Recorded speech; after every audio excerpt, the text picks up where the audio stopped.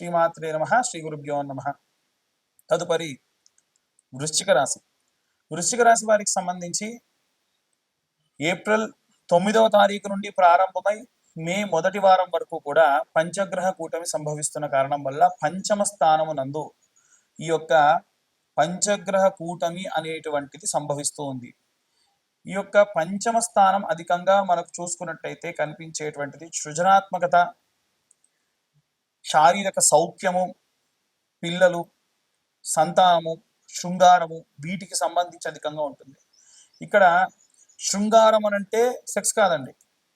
శృంగారం అనే పదానికి ఏంటంటే బాగా అలంకరించుకోవడం. వీరికి ఎలా ఉంటుందనంటే సాధారణంగా కూడా వృశ్చిక రాశి వారికి అన్నీ ఉండాలి, నీట్గా తయారవ్వాలి, ఐరన్ క్లాత్స్ ఉండాలి. పిల్లల విషయంలో చూసుకుంటే అసలు ఐరన్ బట్టలు లేదు, కొంతమంది టక్ వేయండి వాడు స్కూల్కి రాడు. ఇలా నీట్ మెయింటెనెన్స్ ఉంటాయి. ఒక ఆయిల్ వాడతారు, ఆల్మండ్ ఆయిల్, రోజు అదే ఆయిల్ వాడుతూ ఉంటారు. ఎందుకు అంటే వారికి ఆ మెయింటెనెన్స్ అనేది ఇష్టం. దాన్ని శృంగారం అంటారు. వాస్తవంగా ఆ శృంగార నాయక అంటే బాగా అలంకరించుకునే దేవుడు అని అర్థం. ఇవే కాకుండా శారీరక సౌఖ్యం కిందికి వస్తే మీరు అనుకున్న సెక్స్ అనేటువంటిది కూడా వస్తుంది. అది కాస్త పెద్ద ఏజ్ వాళ్ళకి. గృహిణులకు సంబంధించిన విషయానికి వస్తే వారు కూడా అలంకారానికి సంబంధించి 5th హౌస్కి సంబంధించి జరిగేటువంటి గ్రహ కూటమి కాబట్టి శని కానీ, మనకి సూర్యుడు కానీ, బుధుడు కానీ, చంద్రుడు కానీ, శుక్రుడు కానీ, రాహు కానీ, వీరందరిలో కూడా శని రాహువులు ఇద్దరు మాత్రమే ఏదైనా సరే కాంప్లికేషన్ చేసేటువంటి వాళ్ళండి. అంటే ఎంత బాగా తయారైనా కామెంట్ చేసే వాళ్ళు ఉంటారు. ఎంత బాగా మనం పిల్లల్ని తయారు చేసినా, పిల్లలకు సంబంధించి మనం ఎడ్యుకేట్ చేసినా, మన పిల్లల్ని ఏదన్నా అంటే మనకు బాగా బాధ కలుగుతుంది. ఆ పరంగా చాలా మంది ఇబ్బంది పడతారు. అది పట్టించుకోవాల్సినటువంటి అవసరం లేదు, టెన్షన్ తీసుకోకండి. ముందుండేటువంటి టైం ఏది ఉందో అది చాలా బాగుంది, కంగారేం లేదు. ముఖ్యంగా ఉద్యోగస్తులు, వ్యాపారస్తులు, సినీ రాజకీయ రంగాల వారు, వీరికి సంబంధించి చూస్తే చూడండి, వీరు డెకరేట్ అయ్యేదానికంటే కూడా షాప్ని డెకరేట్ చేయాలి. వీళ్ళ ఆఫీస్ క్యాబిన్ బాగా నీట్గా డెకరేట్ చేసుకొని ఉండాలి. వీళ్ళ వర్క్ డెకరేటివ్గా ఉండాలి, చాలా అద్భుతంగా ప్రజెంట్ చేయాలి అనేటువంటి ధోరణి బాగా ఉంటుంది. ఆ పరంగా కూడా చాలా బాగుంది, అద్భుతంగా ఉందని చెప్పొచ్చు. ఎటువంటి కంగారు లేదు. ఒకటే ఒక ప్రాబ్లం అండి, రాహువు శనికి సంబంధించి మీరు వీలైతే రెమెడీస్ చేసుకోవాలి. ఎలాంటి రెమెడీస్ చేసుకోవాలి, అసలు నవగ్రహాలకు ఎలాంటి రెమెడీస్ చేసుకోవాలనే విషయాన్ని ఇప్పుడు ముందు చెప్తాను నేను. అయితే ఈ వృశ్చిక రాశి వారికి ఆరోగ్యానికి సంబంధించి గతంలో కొన్ని ఇబ్బందులు వచ్చి ఉంటాయి. అది చిన్నది కానివ్వండి, పెద్దది కానివ్వండి, అశ్రద్ధ చేస్తే అది ఇంకా ఇంకా పెరిగి పెద్దగా అయ్యే ఛాన్స్ ఉంటుంది. మీరు ప్రశాంతంగా కూర్చోలేరు, పడుకోలేరు, నిల్చోలేరు. జాగ్రత్త వహించాలి. ఈ అందరూ కూడా ఎలాంటి మంత్రం చదవాలి అనే విషయానికి వస్తే, ఓం శరవణ భవాయ విద్మహే కార్తికేయాయ ధీమహి తన్నో స్కంద ప్రచోదయాత్ అన్న మంత్రం చదవచ్చు. లేదంటే ఓం ధరణీ గర్భ సంభూతం విద్యుత్ కాంతి మహాద్యుతిం కుమారం శక్తిహస్తం తం మంగళం ప్రణమామ్యహం, ఈ మంత్రాన్ని కూడా చదవచ్చు. ఇక అన్ని వర్గాల వాళ్ళు ఎలాంటి రెమెడీస్ తీసుకోవాలి, ఎలాంటి మంత్రపఠనం చేయాలనే విషయాన్ని ఇప్పుడు మనం తెలుసుకుందాం. మనకు పంచగ్రహ కూటమి అనేటువంటిది ఈ నెల 15వ తారీఖు నుండి ఈ నెల 9వ తారీఖు నుండి ఆల్మోస్ట్ 18, 19వ తారీఖు వరకు కూడా 5 గ్రహాలు మీనరాశిలో ఉన్నాయి. అందులో ముఖ్యంగా సూర్యుడు, అలాగే శని, రాహువు, శుక్రుడు, బుధుడు, ఈ గ్రహాలు మీనరాశిలో ఉన్నాయి. మీనరాశి వారికి ప్రత్యేకంగా, అంటే ఒక్క మీనరాశి వారికి వదిలేస్తే మిగిలిన అన్ని రాశుల వారికి కూడా చాలా విశేషమైనటువంటి ఈ యొక్క గ్రహ సంచారం అనేటువంటిది చాలా హెల్ప్ అవుతుంది. కొంతమందికి నో లాస్ నో ప్రాఫిట్గా కూడా ఉంటుంది. అసలు ఈ పంచగ్రహ కూటమి వల్ల ఏమవుతుంది, ఎలాంటి పరిస్థితులు నెలకొంటాయి అనేటువంటివన్నీ కూడా ఇప్పటిదాకా మనం మాట్లాడుకున్నాం. అయితే ఈ యొక్క పంచగ్రహ కూటమి 17వ తారీఖు పూర్తవుతుందో లేదో 25వ తారీఖు అంటే సూర్య గమనం అనేటువంటిది ప్రారంభమవుతుంది. చంద్రుడు అనేటువంటి వాడు మళ్ళీ ఈ యొక్క మీనరాశిలోకి వస్తాడు. అంటే అప్పుడు మళ్ళీ పంచగ్రహ కూటమి ఉంటుంది. కానీ చంద్రుడు చాలా తొందరగా కదిలేటువంటి వాడు కాబట్టి ఒక 3 రోజుల పాటు ఈ యొక్క చంద్రుడు ఈ యొక్క మీనరాశిలోకి చేరడం అనేటువంటిది జరుగుతుంది. వాస్తవంగా మీనరాశిలోకి సూర్యుడున్నా, చంద్రుడున్నా, శుక్రుడున్నా, శని ఉన్నా ఎటువంటి నష్టం అనేటువంటిది ఉండదు. కేవలం ఇక్కడ పాపగ్రహ సంచారంలో భాగంగా శని కానీ, రాహు కానీ ఉంటేనే ప్రాబ్లం. ఈ శని కానీ రాహు కానీ ఎవరైతే ఉన్నారో వారంతా కూడా మూవ్ అయిపోతున్నారు కాబట్టి అంతగా ఏమీ ఇబ్బంది లేదు. అయితే ఏమేం చేయాలి, అన్ని రాసుల వాళ్ళు ఎలాంటి రెమెడీస్ చేయాలి, ఎలాంటి మంత్రపఠనం చేసుకుంటే మంచిది అని అడుగుతూ ఉన్నారు. అందరికీ చెప్పేటువంటిది, కామన్గా చెప్పేటువంటిది ఒకటే ఏమిటంటే నవగ్రహ ప్రదక్షిణ. అందరు నవగ్రహాల గుడికి వెళ్తే 3 చేద్దామా, 4 చేద్దామా, 5 చేద్దామా, 10 చేద్దామా, 11 చేద్దామా అంటారు. అలా కాదండి. నవగ్రహ ప్రదక్షిణాలు చేస్తే 21 ప్రదక్షిణాలు చేయాలి. 21 ప్రదక్షిణాలు సవ్య దిశలో, ఒక 6 ప్రదక్షిణాలు అపసవ్య దిశలో చేయాలి. ఎందుకంటే ప్రతి గ్రహానికి 3 సార్లు ప్రదక్షిణ చేసినట్టు. అప్పుడు ఎన్నున్నాయి? 9 గ్రహాలు ఇంటూ 3 అంటే 27. ఇప్పుడు 27 గ్రహాల్లో కూడా ఈ యొక్క 7 గ్రహాలకు మాత్రమే 3 ప్రదక్షిణాలు చొప్పున చేసి, రాహుకేతువులు ఎప్పుడు కూడా యాంటీ క్లాక్ వైజ్ డైరెక్షన్ లో తిరుగుతూ ఉంటారు. పాపగ్రహ సంచారం కదా, వాళ్ళు ఎప్పుడు రివర్స్ అనమాట.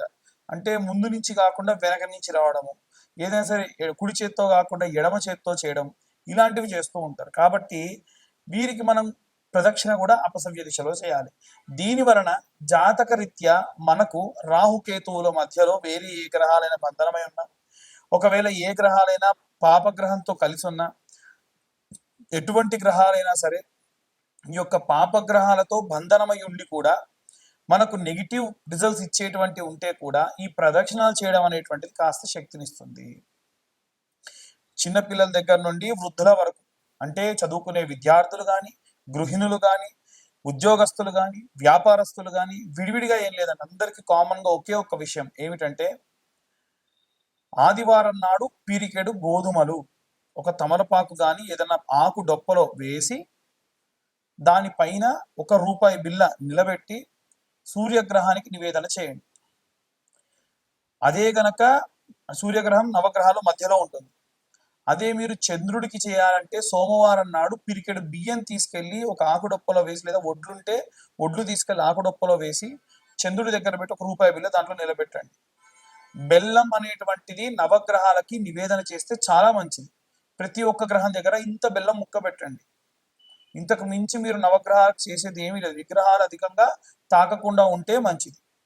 అలాగే కుజగ్రహం దగ్గరికి వెళ్తే కందులు కానీ, కందిపప్పు కానీ ఆకుడొప్పలో వేసి ₹1 బిల్ల పెట్టి ఒక బెల్లం ముక్క పెట్టి నివేదన చేయండి, చూపించండి, అంతే సరిపోతుంది. అలాగే బుధగ్రహానికి పూజ చేసినప్పుడు పెసర్లు, పిరికెడు పెసర్లు తీసుకొని ఆకుడొప్పలో లేదా తమలపాకులో వేసి ₹1 బిల్ల వేసి బుధగ్రహం ముందు పెట్టండి. అలాగే శనగలు తీసుకొని వెళ్ళి గురుగ్రహం ముందు పెట్టండి.